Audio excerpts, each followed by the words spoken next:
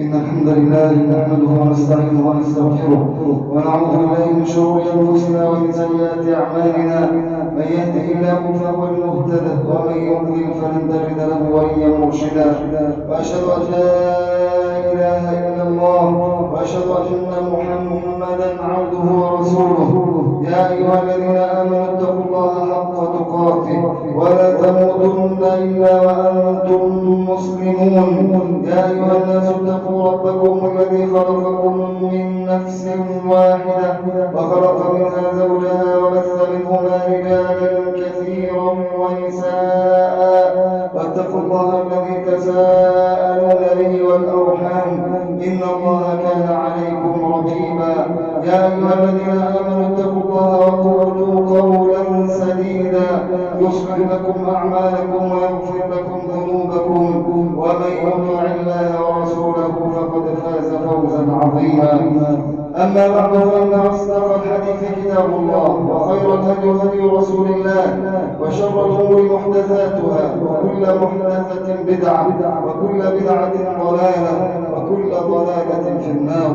وما قل وكفى خير مما كثر وألهى وإنما توعدون لآت وما أنتم بمعجزين. إخوة الإسلام أوصيكم ونفسي بتقوى الله فإنها خير الزاد وتزودوا فإن خير الزاد التقوى.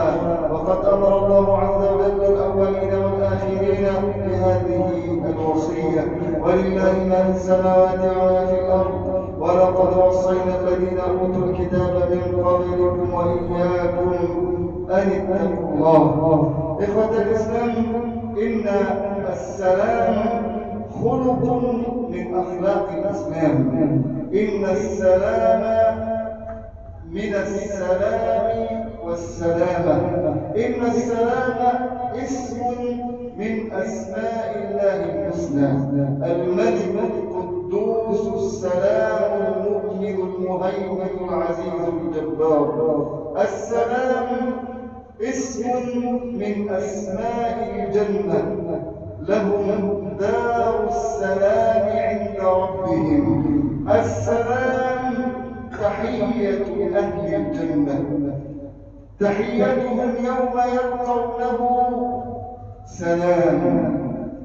السلام حق من حقوق المسلم على أخيه. حق المسلم على المسلم 5: رد السلام وعيادة المريض واتباع الجنازة وإجابة الدعوة وتشميت العاطس. وكان من هديه صلى الله عليه وسلم السلام قبل السؤال، فقد قال صلى الله عليه وسلم: السؤال قبل السلام، فمن بدأكم بالسؤال قبل السلام فلا تجيبوه.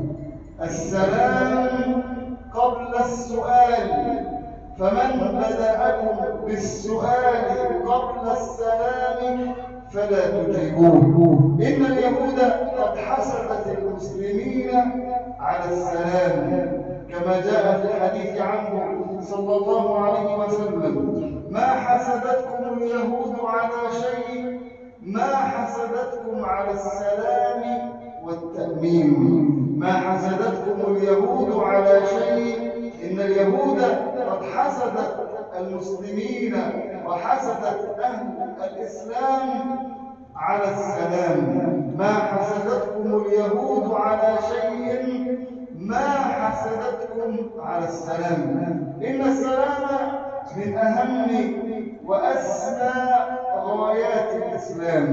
وإن المتأمل في القرآن الكريم لا يجد أن الله سبحانه وتعالى ذكر وتحدث عن السلام في آيات كثيرة من القرآن، بل كما ذكرنا إن السلام من أعظم وأسمى الغايات. فقال الله جل وعلا لنوح عليه السلام: قيل يا نوح اهبط بسلام منا وبركات عليك وعلى ممن معك، وأمم سنمتعهم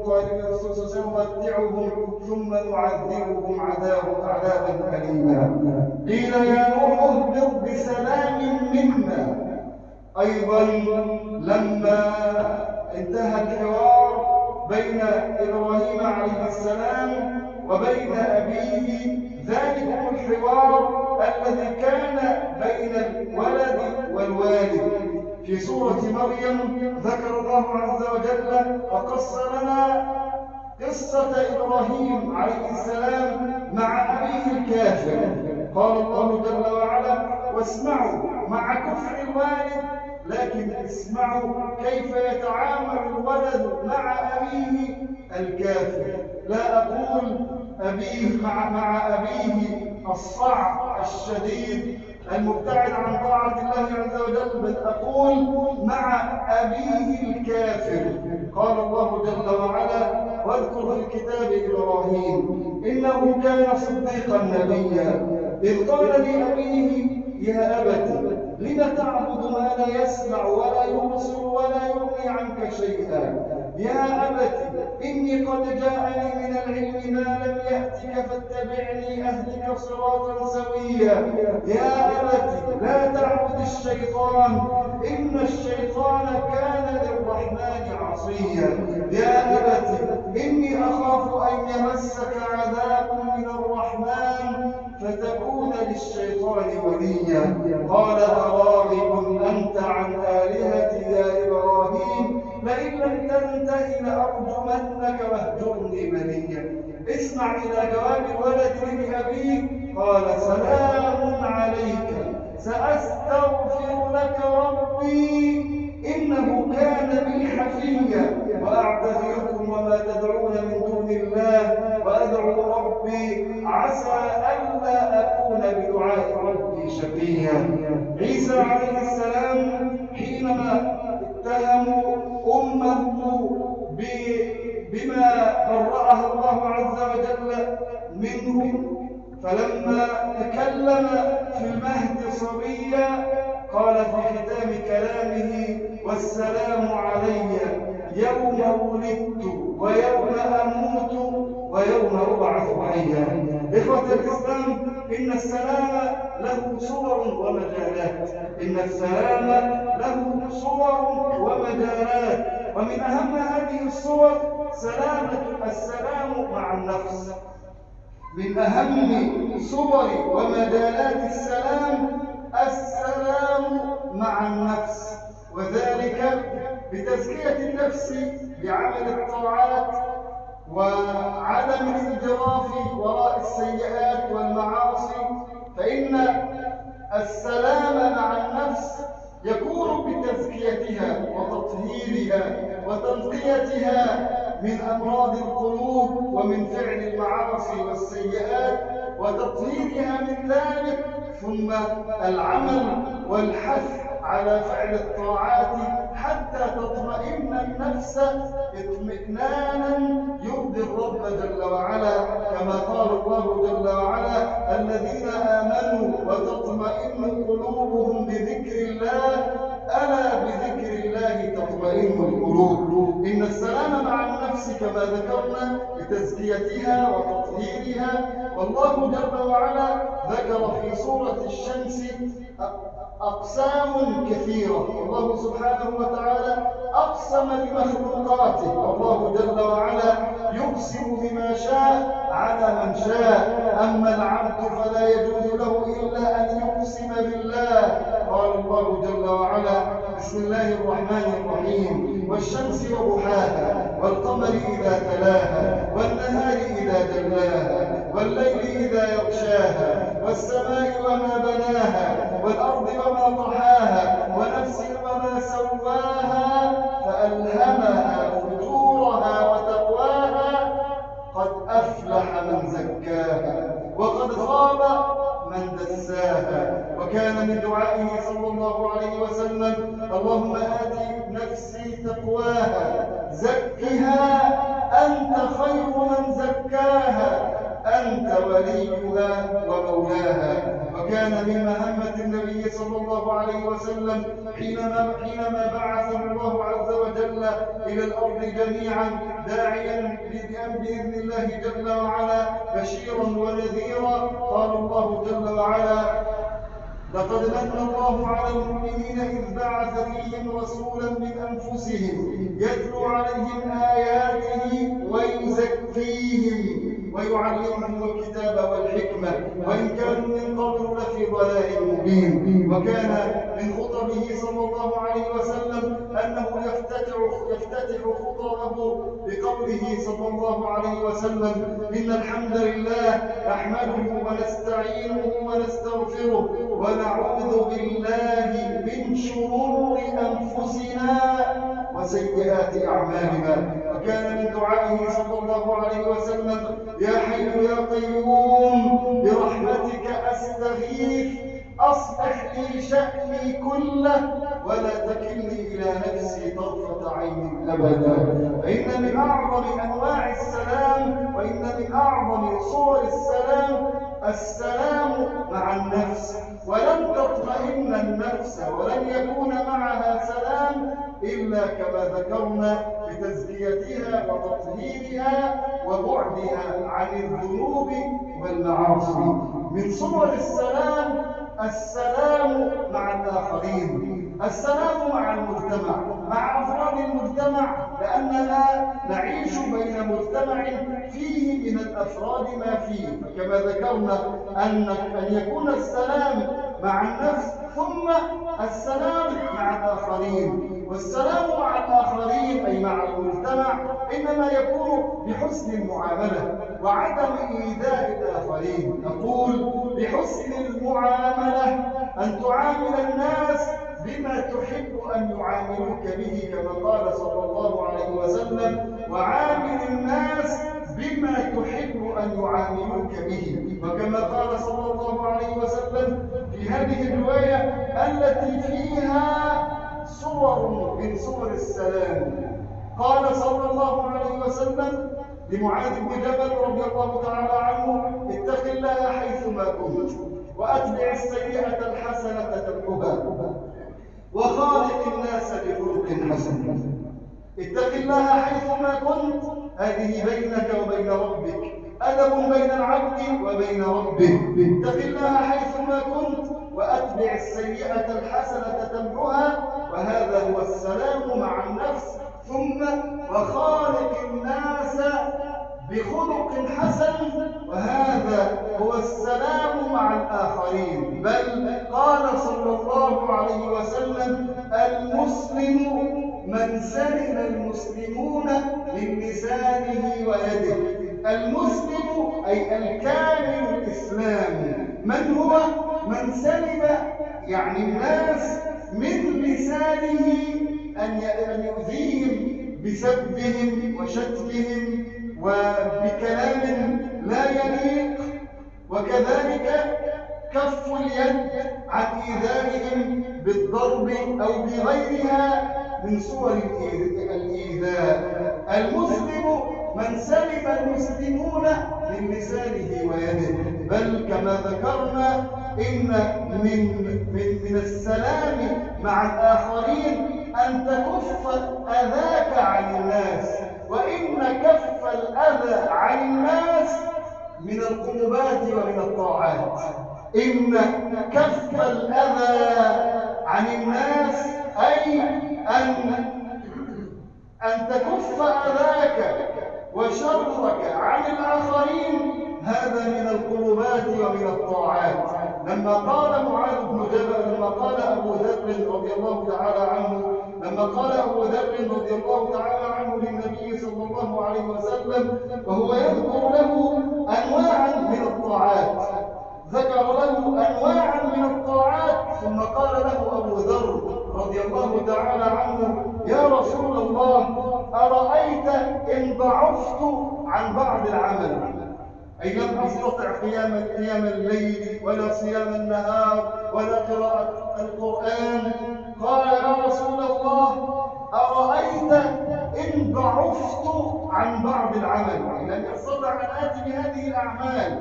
فقال صلى الله عليه وسلم: تكف شرك عن الناس فإنها صدقة عن نفسك. قال: تكف شرك أي تكف أذاك عن الناس بعدم سبهم وشتمهم، بعدم إيذائهم، بعدم التعرض لهم بما يتعرض به الناس لبعضهم بالإساءة والسيئة. فإن من صور السلام مع الآخرين، وإن من صور السلام مع الآخرين السلام مع الجيران. إن من صور السلام مع الآخرين السلام مع الجيران، بحسن معاملتهم، بمد يد العون إليهم، بعدم إيذائهم. فقد قال النبي صلى الله عليه وسلم: ما زال جبريل يوصيني بالجار حتى ظننت أنه سيورثه. وقال صلى الله عليه وسلم: والله لا يؤمن، والله لا يؤمن، والله لا يؤمن. تأمل النبي صلى الله عليه وسلم يعيد هذه الكلمة 3 مرات وهو يقول: والله لا يؤمن، والله لا يؤمن، والله لا يؤمن. قيل: من يا رسول الله؟ قال: من لا يأمن جاره بوائقه. قيل: يا رسول الله وما بوائقه؟ قال: شربه. والله لا يؤمن، تأمل، أي لا يؤمن إيمانا كاملا. من ذلكم البائس؟ من ذلكم النكد؟ من ذلكم الذي يتحمل هذه الكلمات من رسول الله صلى الله عليه وسلم وهو يقول: والله لا يؤمن، والله لا يؤمن؟ فالصحابة رضي الله تعالى عنهم أرادوا أن يستفسروا عن ذلك الذي لا يؤمن. فقال صلى الله عليه وسلم: من لم يؤمن جاره بوائقه. قيل: يا رسول الله وما بوائقه؟ قال: شربه. أقول قولي هذا أستغفر الله لي ولكم فاستغفروه إنه هو الغفور الرحيم.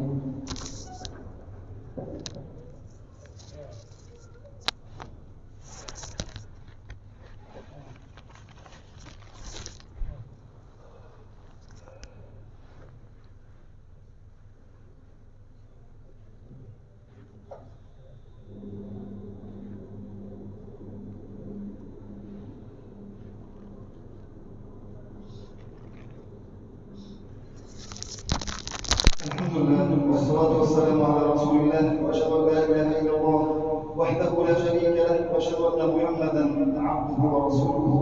ثم أما بعد، فكما ذكرنا يا إخوة الإسلام إن ديننا دعانا إلى السلام وعدد صور السلام كما ذكرنا، منها السلام مع النفس، السلام مع الآخرين، ومن الآخرين الجيران.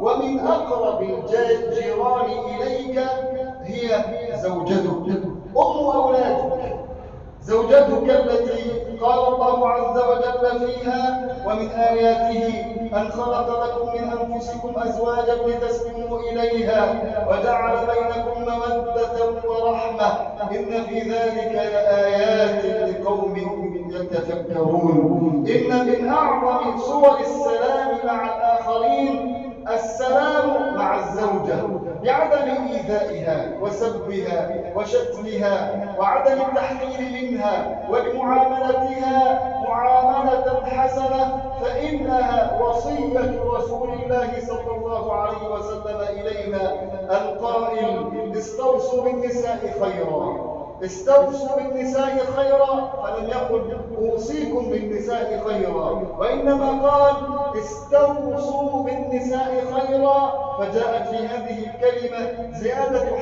زيادة بعض الحروف مثل السين والتاء. وكما هو معلوم من قواعد اللغة العربية أن زيادة المبنى تدل على زيادة المعنى. إنما النبي صلى الله عليه وسلم لما زاد في بنية الكلمة أراد أن يعطينا درسا أراد أن ينبهنا أن الاهتمام والوصية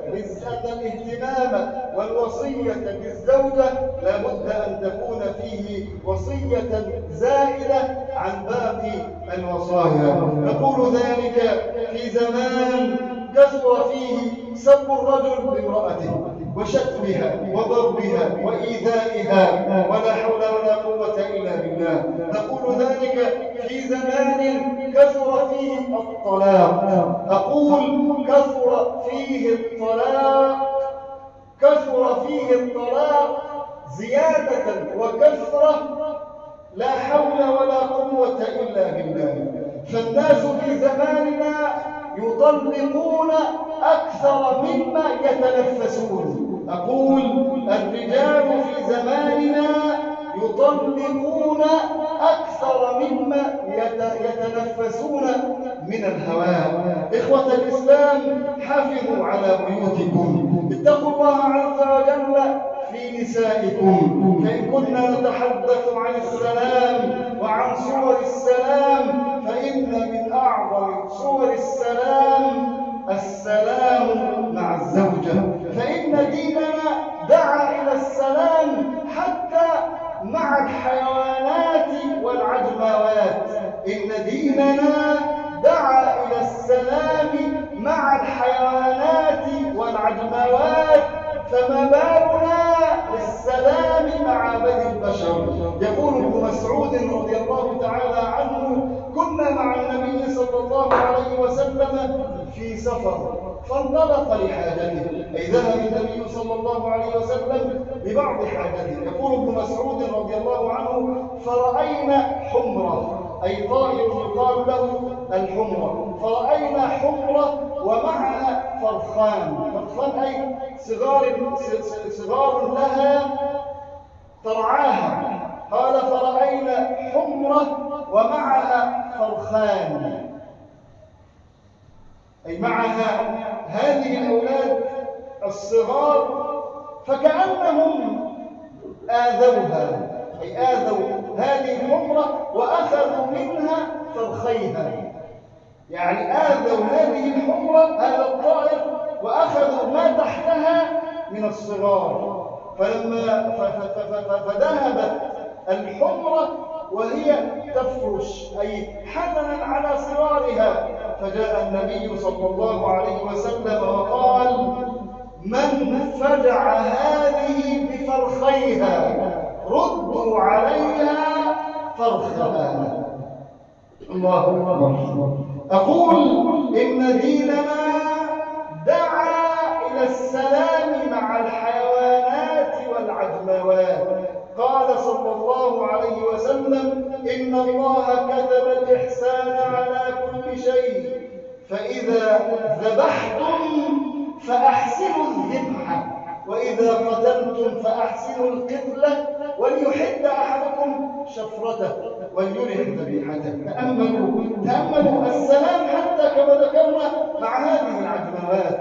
ولما أحرقوا قرية من النمل، أي أحرقوا عددا من النمل، غضب النبي صلى الله عليه وسلم وقال: إنه لا ينبغي أن يعذب بالنار إلا رب النار. وذكر النبي صلى الله عليه وسلم لنا عن هذه المرأة التي دخلت النار في هرة حبستها، لا هي أطعمتها ولا هي سقتها ولا هي تركتها تأكل من خشاش الأرض. وحكى لنا عن امرأة بغي من بغايا بني إسرائيل. أقول بغي من بغايا بني إسرائيل، فإنها امرأة لم تزني مرة، وإنما هي تمرست وتمارس هذه الرذيلة، فكأنها صارت وظيفة لهذه المرأة أن بغيا من بغايا بني إسرائيل أصابها العطش، فوجدت بئرا فألقت موقها خفها فشربت، ثم وجدت كلبا ينهث من العطش يأكل الثرى أي التراب من العطش، فألقت موقها فسقت الكلب فشكر الله لها فغفر لها. فإذا كان السلام مع الحيوانات يغفر الخطايا للبرايا، فكيف يعمل السلام مع بني البشر؟ إذا كان السلام مع الحيوانات، وإذا كان السلام مع هذه العجموات يغفر الخطايا للبرايا. من أنواع السلام مع غير المسلمين. فالله سبحانه وتعالى دعانا أن نكون مسالمين مع من لم يقاتلنا، ومع من لم يمد إلينا يد الإيذاء، ومع من لم يحاربنا. فقد قال الله تعالى: لا ينهاكم الله عن الذين لم يقاتلوكم في الدين ولم يخرجوكم من دياركم أن تبروهم وتقسطوا إليهم إن الله يحب المقسطين. دعانا الله عز وجل إلى السلام بقوله جل وعلا: يا أيها الذين آمنوا ادخلوا في السلم كافة ولا تتبعوا خطوات الشيطان إنه لكم عدو مبين. وقال صلى الله عليه وسلم: لا تدخلوا الجنة حتى تؤمنوا ولا تؤمنوا حتى تحابوا. أفلا أدلكم على شيء إذا فعلتموه تحاببتم؟ أفشوا السلام بينكم. اللهم اغفر لنا ذنوبنا وإسرافنا في أمرنا وثبت أقدامنا وانصرنا على القوم الكافرين.